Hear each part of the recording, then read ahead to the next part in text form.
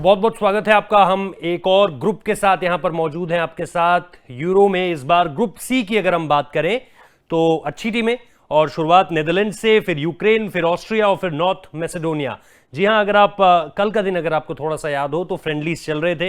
अगर आप देखें नेदरलैंड जो है वो 2-2 की स्कोर लाइन पे स्कॉटलैंड के अगेंस्ट जो मुकाबला रहा वो ड्रॉ हुआ। इसके अलावा अगर आप इंग्लैंड ने, मैं आपको बता दूं, ऑस्ट्रिया को हराया। यूक्रेन अपना मुकाबला कल जीतने में कामयाब रही नॉर्दर्न आयरलैंड के खिलाफ, और नॉर्थ मैसेडोनिया का फिलहाल मुकाबला चल रहा है जहां पर उन्होंने बढ़त जो है वो बनाई हुई है। अगर मैं आपको उसके बारे में भी बताऊं फिलहाल तो वो कजाकिस्तान के खिलाफ है, 3-0 हो चुका है। अभी थोड़ी देर पहले 2-0 था, वो मैच अभी चल रहा है। खैर, इनसे आगे बढ़ते हैं क्योंकि ये जो सबसे दिलचस्प बात है इस पूरी की पूरी यूरो की, उसमें ये क्वालिफायर्स बहुत ज्यादा दिलचस्प हो जाते हैं क्योंकि आपको रिसेंट तस्वीर दिखाते हैं कि इस टीम ने कितना बेहतर करके कहां तक पहुंची है। तो नेदरलैंड्स जो है जो अगर आप खास तौर पे देखें ग्रुप सी में जो है नंबर 2 पर रही। एक मुकाबला जो वो हारे हैं वो उन्होंने जर्मनी से हारा था, लेकिन उन्होंने भी जर्मनी को हराया है, तो एक तरह से बराबरी वहां पर हिसाब बराबर किया। 8 मुकाबलों में 6 जीत है। और दिलचस्प बात यह है कि कुछ ठीक ठाक टीमें थी यहां पर, ऐसा नहीं है कि बहुत ज्यादा बाकी की टीमें खराब थी, लेकिन जो 2 टीमें आगे पहुंचने में कामयाब रही वो जर्मनी और नेदरलैंड थी। इसके बाद अगर हम अगली तस्वीर की तरफ बढ़ें तो आप देखेंगे कि जो अहम खिलाड़ी हैं उनमें आप निश्चित तौर पर एक नाम विनहेल्दम का लेंगे, जॉर्जिनो विनहेल्दम, जिनका परफॉर्मेंस बहुत ज्यादा जबरदस्त रहा है, उनकी गोल स्कोरिंग बहुत ज्यादा जबरदस्त रही है। और इसके अलावा भी अगर आप देखें तो इस टीम में आपको कई सारे खिलाड़ी ऐसे दिखेंगे जो कि आप बड़ी टीमों में से देख सकते हैं इसमें कि बड़ी टीमों में वो खिलाड़ी शामिल हैं। सबसे पहले एक नाम जो ये टीम मिस करने वाली है उसकी अगर हम बात करें तो वो वैन डाइक होंगे। ऑब्वियसली नेदरलैंड के लिए बहुत बड़ा नाम है। 2019-2020 जो सीजन था उसमें हमने देखा था कि उनकी परफॉर्मेंस कितनी जबरदस्त थी। बैलन डॉर में सेकंड हाईएस्ट वोटेड थे, इंडिविजुअल अवार्ड्स उन्हें बहुत ज्यादा मिले थे। तो उनको लेकर के आप कहेंगे कि यार ये एक चीज हो सकती है जो कि मिस बहुत ज्यादा नेदरलैंड की टीम करेगी। लेकिन फिर आप देखेंगे कि कुछ ऐसे खिलाड़ी जो कि बड़े दिलचस्प इसमें होंगे, जिसमें खासतौर पे आप जो मैंने एक नाम लिया विनहेल्दम, उनका तो है ही, लेकिन इसके अलावा अगर आप इस खिलाड़ी का नाम देखें फ्रैंकी डी योंग, ये बार्सिलोना के एक यंग खिलाड़ी हैं, इनको लेकर के बड़ी ज्यादा दिलचस्पी है लोगों में। और इसके अलावा भी अगर आप विनहेल्द को देखें तो इनके नाम की बड़ी दिलचस्पी लोगों में इस वक्त पे है। और इसके अलावा भी अगर आप देखें तो कुछ खिलाड़ी ऐसे हैं जिनको लेकर के बहुत ज्यादा चर्चा इस बार रही है। खास तौर पर अगर मैं आपको बताऊं कि जिस खिलाड़ी को लेकर के एक नाम था मेम्फिस डिपेई का, ये आप अगर नाम देखें तो इसको लेकर के भी बड़ी चर्चा है। ये 3-4 कुछ ऐसे नाम हैं जिनको लेकर के आप देखेंगे कि इन पर नेदरलैंड्स की टीम जो है वो बहुत ज्यादा निर्भर रहेगी। लेकिन अगर ये खिलाड़ी उस तरह से स्कोर नहीं कर पाते जिस तरह से इनका रीसेंट फॉर्म और रीसेंट सीजन में परफॉर्मेंस रहा है, तो फिर आप देखेंगे कि नेदरलैंड की टीम स्ट्रगल करेगी। और उनका स्ट्रगल जो है वो आपको साफ साफ दिखाई देगा क्योंकि बढ़िया टीमें हैं इस पूरे के पूरे ग्रुप में। तो आगे बढ़ते हैं, जब हम अलग अलग टीमों का जिक्र कर रहे हैं इसमें, दूसरी टीम है यूक्रेन की। आप देख सकते हैं कि उन्होंने सबसे टॉप में फिनिश किया, जबकि इसमें सर्बिया भी है, इसमें पुर्तगाल भी है। इन दोनों टीमों के होते हुए भी यूक्रेन ने जो है टॉप में फिनिश किया, प्लस हार उनके पास कोई भी नहीं है। 8 मुकाबलों में 6 जीत और 2 लॉस है, जो आपको बताती है कि इस टीम का ये जो क्वालिफायर रहा है वो कितना दमदार रहा है और ये टीम अपसेट कर सकती है। अगर अब मैं सबसे पहले नेदरलैंड की बात करूं तो टॉप 8 में कहीं ना कहीं आप उन्हें देखेंगे, उतना तो पहुंचना चाहिए। लेकिन आप यूक्रेन को फिर भी आप बोलोगे जी एक तरह से डार्क हॉर्स आप जरूर कहोगे और टॉप 16 की उम्मीद इनसे जरूर लगाओगे। आगे पहुंचते हुए खिलाड़ियों की अगर हम बात करें, क्योंकि कुछ दिलचस्प नाम यहां पर भी आपको देखने को मिलेंगे। खास तौर पे जैसे मैंने कहा कि भाई सर्बिया के रहते हुए भी, पुर्तगाल के रहते हुए भी खास तौर पे इन्होंने जिस तरह से परफॉर्मेंस किया है वो बड़ा दिलचस्प है और टीमों को हराया है, खुद एक भी मुकाबला नहीं हारे, ये सबसे बड़ी दिलचस्प बात है। इसके अलावा अगर आप इनके प्लेयर्स पर आए तो एक दो नाम जो मैंने स्टडी किए जो खास तौर पे गोल स्कोरर्स रहे यूरो क्वालिफायर्स में, उसमें अगर आप देखेंगे तो 4 गोल जो है वो रोमन यूरेनशेक ने लगाए। अगर आप ये देखें फॉरवर्ड्स में उनका नाम सामने निकल कर आता है। इसके अलावा भी अगर एक नाम आप और देखें, और वो क्योंकि वेस्ट हैम के लिए भी उनका सीजन बहुत ज्यादा दमदार रहा है तो इस खिलाड़ी पर बहुत ज्यादा चीजें डिपेंड करेंगी। और इसके अलावा अगर आप एक और नाम पर आए तो वो येमिन लेको होंगे, जिनके बारे में लगातार बातचीत चल रही है और उनको लेकर के भी बड़ी दिलचस्पी है।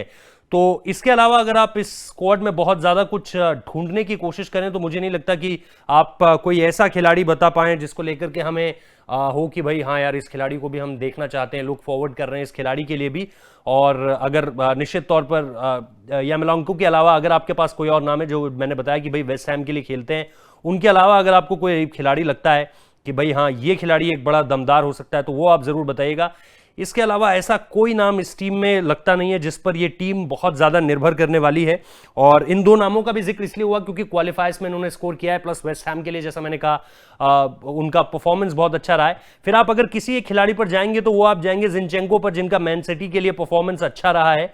इसके अलावा फिर आप कई सारे खिलाड़ियों का नाम ले सकते हैं, लेकिन 2-3 खिलाड़ी जो कि बहुत ज्यादा इंप्रेस करेंगे इस पूरे के पूरे यूरोज में, उनके नाम मैंने आपको बता दिए। तो ये टीम इन खिलाड़ियों पर, खासतौर पर जिनचेंको जिनका परफॉर्मेंस अच्छा रहा है, उनको लेकर के मुझे लगता है कि थोड़ा सा और डिपेंड करेगी ये टीम इन खिलाड़ियों पर। इसके अलावा अगर हम आगे बढ़ें तो अब जिक्र एक ऐसी टीम का जो कि निश्चित तौर पर स्टार्ट बहुत अच्छा नहीं रहा, खासतौर पे इजराइल के अगेंस्ट वो हारे 4-0 से, लेकिन second half of the tournament आप ये कीजिए कि भाई उसके बाद उन्होंने लगातार 7 मुकाबले, जो मैं पढ़ रहा था कि भाई 7 मुकाबले उन्होंने अपने नाम किए। और फिर आप देख सकते हैं इसमें हालांकि नॉर्थ मैसेडोनिया का भी बहुत अच्छा, हमने उनकी भी जर्नी आपको बताई थी, लेकिन सेकंड फिनिश किया है ऑस्ट्रिया ने। और सेकंड फिनिश करने के बाद अगर आप देखिए कि 10 मैचेस खेले हैं, 6 में जीत मिली है, 1 में हार है और 3 ड्रॉ है, तो हार 1 ही मिली है। ये आपको बताता है कि इस टीम का परफॉर्मेंस भी बहुत ज्यादा खराब नहीं रहा है।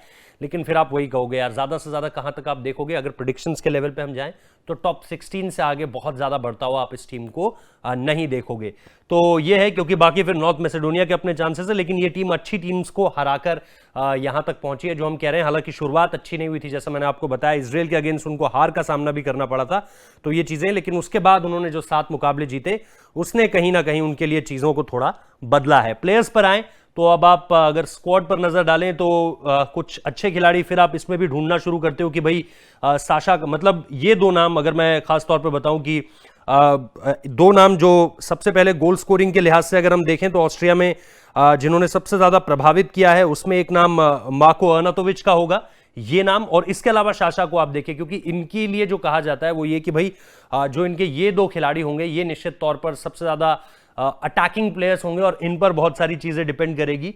तो ये एक खिलाड़ी है। उसके बाद डेविड आलाबा का जिक्र जरूर होगा यहां पर, क्योंकि इनकी परफॉर्मेंस भी बहुत शानदार रही है।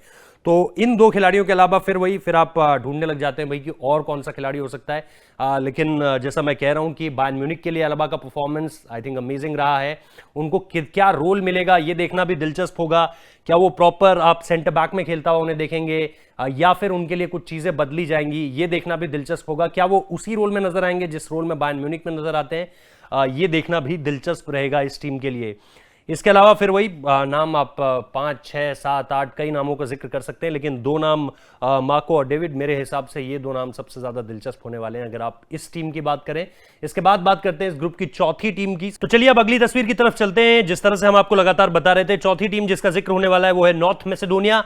10 मैचेस खेले हैं, 4 जीत 2 हार और 10 मैचेस 4 जीत 2 ड्रॉ और 4 हार। और ये आपको बताता है कि एक तो नंबर 3 पर भी खत्म किया है, क्योंकि इसी ग्रुप में हमने आपको ऑस्ट्रिया के बारे में भी बताया था। अब नॉर्थ मैसेडोनिया का जिक्र आप कहेंगे जी पहली 2 तो पहुंचती हैं, लेकिन फिर आपको पता है कि भाई आप बेस्ट ऑफ 3 भी चुनते हो कि भाई 3rd प्लेसेस पे किन किन टीमों ने खत्म किया है, और उसके बाद आप जाते हो नेशंस लीग में देखने के लिए। तो ये तो मैंने आपको बता दिया कि ग्रुप जी में इस टीम ने 3री पोजीशन पर खत्म किया। तो फिर कैसे पहुंची अगले दौर में यूरो क्वालिफायर का में इस पोजीशन के साथ यूरोस कैसे खेलने पहुंच गई, उसके लिए हमें अगली तस्वीर का रुख करना पड़ेगा। अगर हम अगली तस्वीर में जाएं तो जो क्वालिफायर्स में हुआ था उसमें आप ये देख सकते हैं 12 नवंबर 2020 को इन्होंने एक मुकाबला खेला जॉर्जिया के खिलाफ।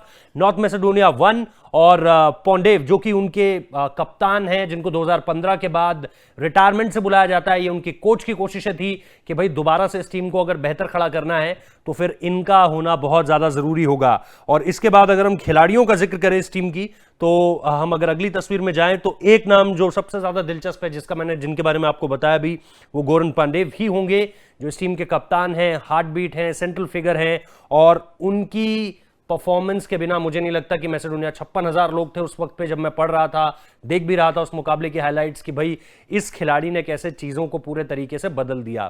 तो एक बार फिर जब आप नॉर्थ मैसेडोनिया की बात करते हैं तो फिर आप इस खिलाड़ी का जिक्र करना नहीं भूलेंगे। और यही एक ऐसा खिलाड़ी है जो इस बार भी हम कह रहे हैं ना कि भाई इनकी नैया पार लगा सकता है, लेकिन ये बहुत मुश्किल है। मुझे मुश्किल लग रहा है कि ये टीम 3 मैचेस से ज्यादा खेलेगी। बाकी आप लोग बताइएगा, जैसा मैं शुरुआत से हमेशा से कहता आया हूं कि आप लोग कई बार जो हमारे प्रीव्यूज रहते हैं उसके बाद बोलते हैं कि ये भी खिलाड़ी हो सकता था, ये भी खिलाड़ी हो सकता था।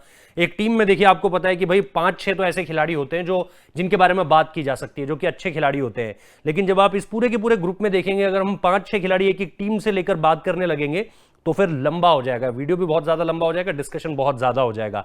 इसलिए हम कोशिश करते हैं कि बस एक ऐसा खिलाड़ी जो कि एक बड़ा मिस हो सकता है, जैसे हमने वर्जिल वैन डाइक की बात की नेदरलैंड्स के लिए, और उसके बाद फिर एक एक खिलाड़ी ऐसे बात करते हैं भाई जो एक्स फैक्टर हो सकता है या कोई नया लड़का है जिस पर नजरें रहेंगी, तो उन चीजों पर बात करते हैं।